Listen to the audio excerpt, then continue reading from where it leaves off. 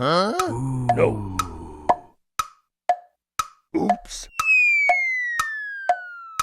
Dernier cas de figure que je tenais à vous montrer, lorsque le dividende est plus petit que le diviseur.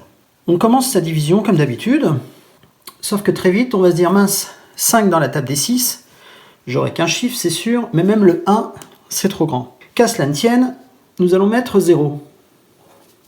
0 fois 6, 0. Si je fais ma soustraction, j'arrive à 5. Et là vous allez me dire, bah oui mais nous voilà bien avancé.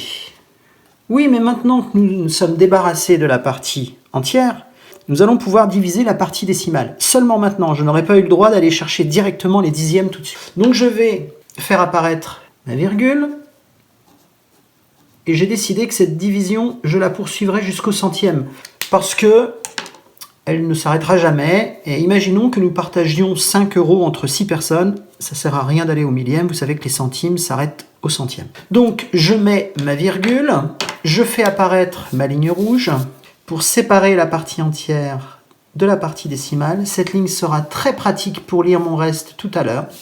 Je vais pouvoir descendre le chiffre suivant, qui est un 0 bien sûr, il était inutile ou invisible, et le 0 des dixièmes va me donner 50 à partager en 6. Ce n'est plus 5 unités, mais c'est 50 dixièmes qui sont à partager en 6. Dès que j'ai franchi ma ligne, je vais mettre la virgule au quotient. Ça, c'est très important, pensez-y, hein, vraiment, c'est à ça qu'elle sert, la ligne. Dès que vous l'avez franchie, dès que vous avez eu besoin d'un chiffre derrière la ligne que vous avez descendu, le chiffre des dixièmes, vous devez mettre votre virgule en même temps au quotient. Donc 50 dans la table des 6, c'est 8 fois. Il faut connaître ces tables, bien entendu. 6 fois 8, 48. Je fais ma soustraction, il reste 2. Je continue, je fais apparaître le chiffre des centièmes. J'ai donc là 2 pièces de 10 centimes à partager entre 6 personnes, ou bien 20 centimes. Je continue, je transforme ces 2 pièces de 10 en 20 centimes. Donc 20 dans la table des 6, 3 fois.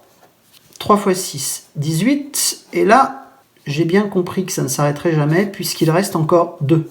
Donc ça ne sert à rien, il y aura toujours des 3 derrière. Je vais m'arrêter là. J'ai calculé, j'ai effectué cette division au centième près, mais je vais pouvoir la vérifier avec ma calculatrice.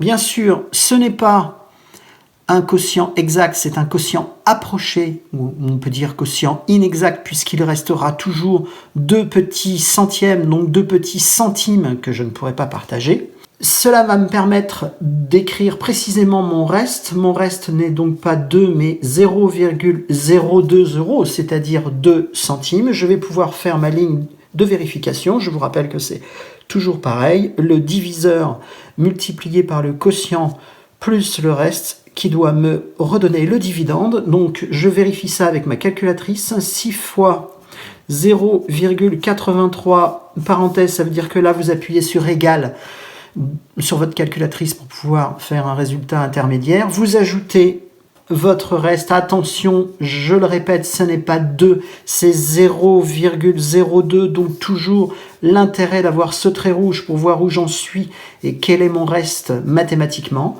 C'est bien 0,02. Et si vous tapez tout ça sur votre calculatrice, vous allez retrouver les 5 € du départ. Ma division est correcte, mais le quotient est inexact et il y aura toujours 2 petits centimes qui ne seront pas partagés.